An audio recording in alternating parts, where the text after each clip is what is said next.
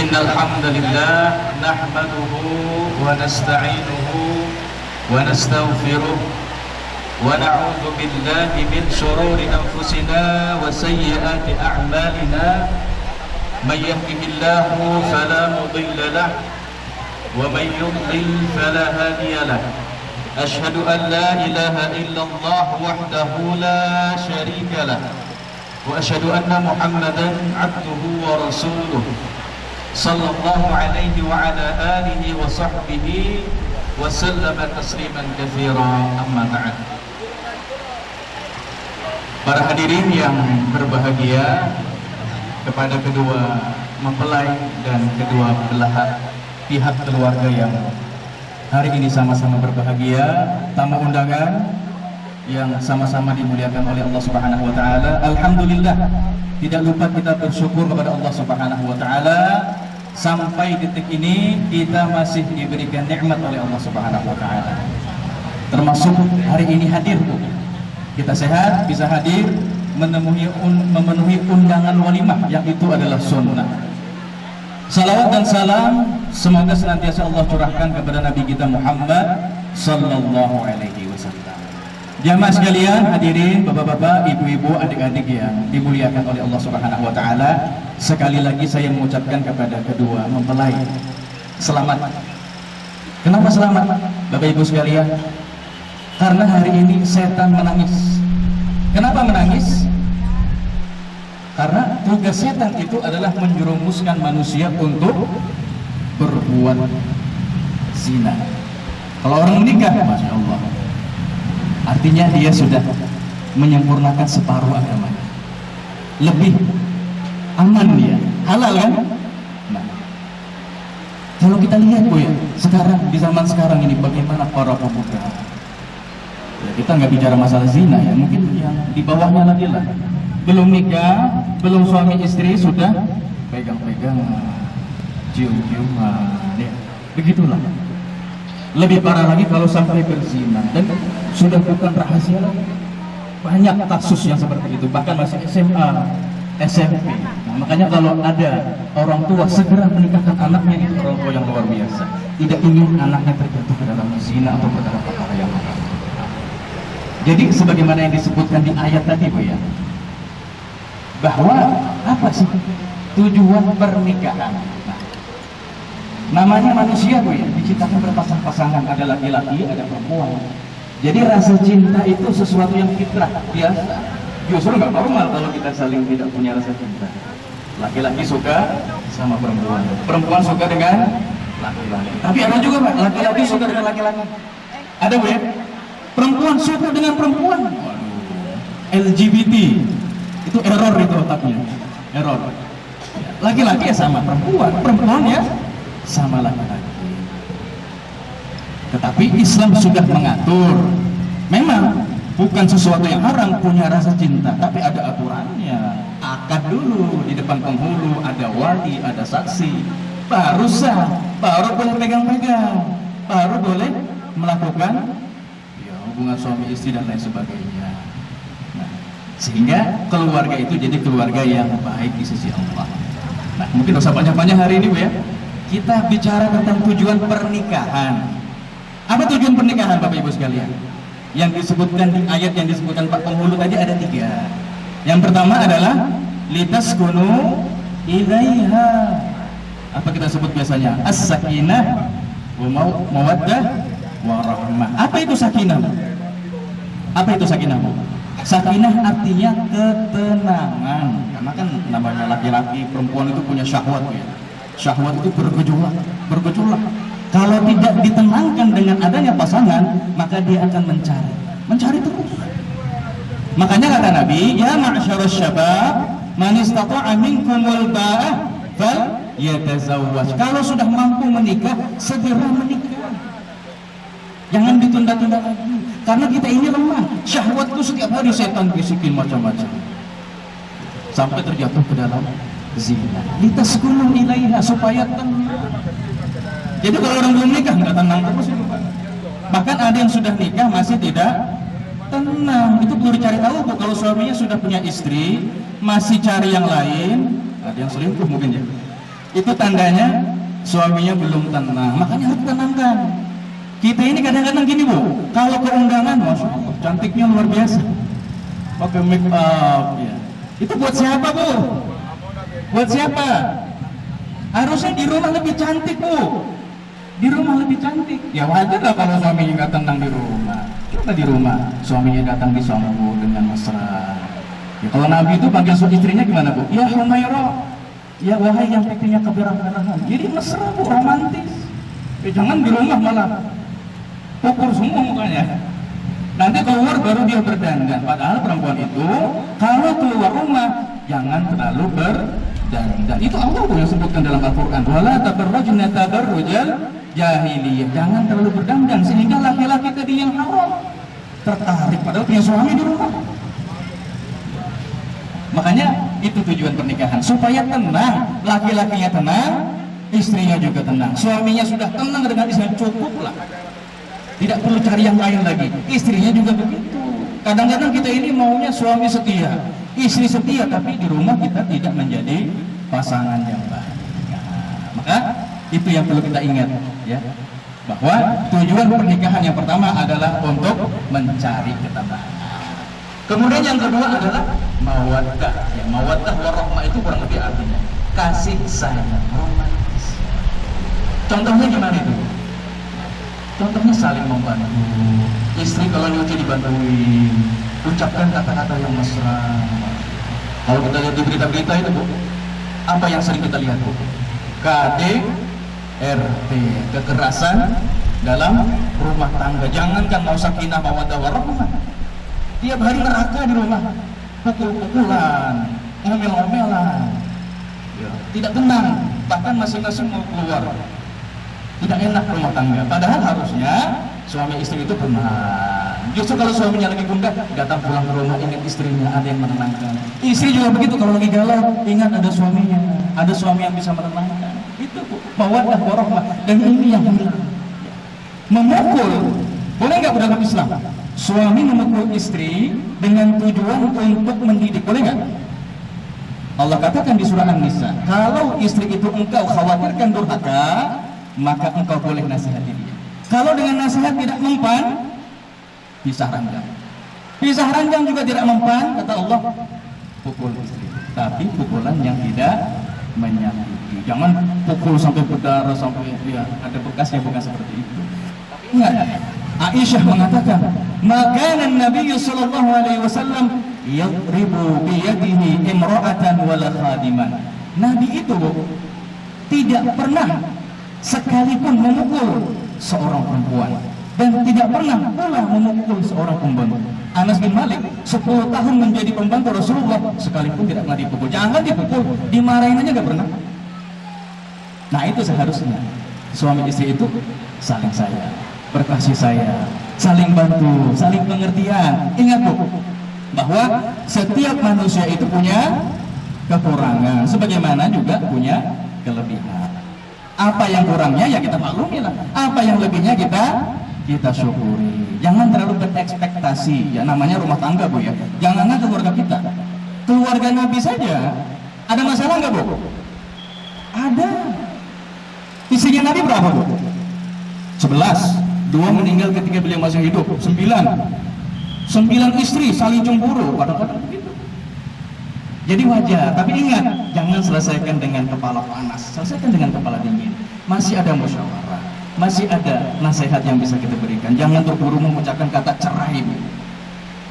Nah ini bapak-bapak biasanya kalau cerai, yang berhak untuk menjatuhkan talak itu adalah laki-laki. Bayangkan Pak, kalau istri punya hak talak, bisa tiap hari. Jadi Pak, jangan cepat-cepat mengucapkan kata cerai. Karena cerai itu kata Nabi, meskipun dia bercanda, jatuh dia. Jatuh. Berapa banyak kadang-kadang sudah berucap, Bu, sudah haram dia hubungan antara suami istri. Makanya hati-hati. Maka jaga ini Bu ya, Pak ya. Bagaimana supaya suami istri itu bisa saling tenang, saling kasih sayang, sehingga keluarga tadi, masya Allah, baiti jannati, rumahku adalah surgaku. Dan saya berpesan kepada mempelai pria ya, dan kepada bapak-bapak semuanya ya, tugas utama laki-laki ketika dia menikah bukan untuk memberi makan istri. Ingat itu Pak. Istri kalau dibiarkan sendirian bisa dia cari makan Pak. Nggak butuh suami dia kalau cuma cari makan aja. Kata Allah dalam Al-Quran, qu wa anfusakum wa ahlikum nara. Seorang suami itu bukan cuma ngasih makan, tapi kasih makan juga hatinya. Jangan fisiknya aja, hatinya juga dikasih makan. Selamatkanlah diri kalian dan keluarga kalian dari api neraka. Maka jadi seorang suami itu harus juga berilmu, harus juga pintar mengajarkan yang baik-baik pada istrinya, ya. Terutama masalah sholat. Ingatkan selalu ini, ya. Apalagi ibu-ibu ya. Kalau suami kan kebanyakan sholat di masjid. Ibu-ibu itu kebanyakan sholat di rumah, kadang lupa, kadang mau dekat azan asar kalau sholat zuhur atau kadang lewat. Maka suami wajib hukumnya untuk mengingatkan istri. Kalau sampai istri itu tidak sholat, istri tadi dia sholat di luar waktunya, maka suami ikut menanggung dosanya. Nggak gampang Pak jadi suami, besar tanggung jawabnya. Bahkan ada seorang salaf yang mengatakan nanti di akhirat, jangan sampai ada seorang istri yang menggugat suaminya ketika dia disidang di dalam hari akhirat. Kenapa kamu melakukan ini? Gara-gara suami saya tidak pernah mengajarkan kebaikan. Qu anfusakum wa ahlikum nara. Jaga. Ingatlah juga dikerjakan, itu luar biasa. Jadi keluarga yang muslimah, sakinah, mawaddah, warahmah. Ya. Yang kedua ingat bahwa kata Nabi SAW, perempuan itu diciptakan dari tulang rusuk, dan yang paling rapuh dari tulang rusuk itu adalah bagian atasnya. Tahu tulang rusuk Pak? Kalau kita berusaha meluruskan, patah tulang itu. Tapi kalau dibiarkan, tetap bengkok. Itu Pak. Ibu-ibu begitu, tabiatnya memang begitu. Jadi wajar kalau kita kasih tahu nggak dengar. Ya tapi begitulah. Butuh kesabaran untuk mendidik perempuan. Jadi bekalnya adalah kesabaran. Jangan pernah bosan. Ingatkan sekali, 2 kali, 3 kali, sampai perempuan itu menjadi baik. Dan kepada perempuannya juga ibu-ibu, tahu apa yang dikabarkan atau apa yang dilihat Nabi SAW di malam Isra Mi'raj? Salah satunya Nabi mengatakan, fa inni ra'aitukunna aktsara ahlin nar. Tahu artinya Bu? Melihat neraka ternyata kebanyakannya adalah perempuan. Berdiri seorang perempuan bertanya kepada Rasulullah, ya Rasulullah, kenapa perempuan yang paling banyak di neraka? Maka kata Nabi, ada 2 sebabnya. Yang pertama, tukfirna syakwa.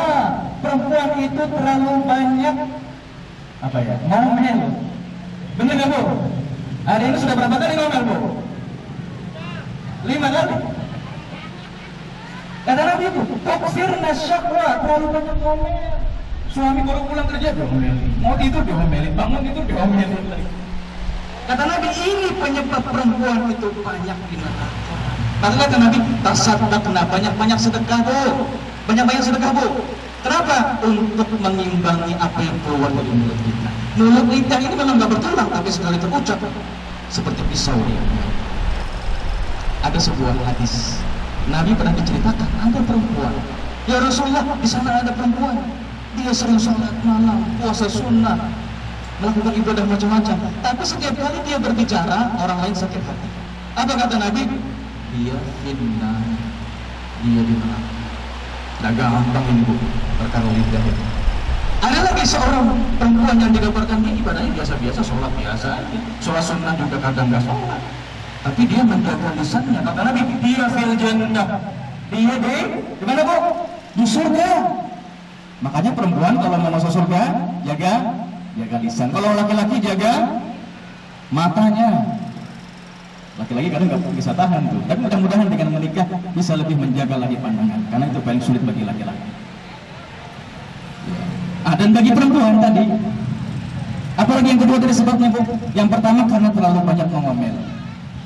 Yang kedua kata Nabi SAW, takfurnal ashir, engkau wahai perempuan jarang bersyukur kepada apa yang diberikan suami.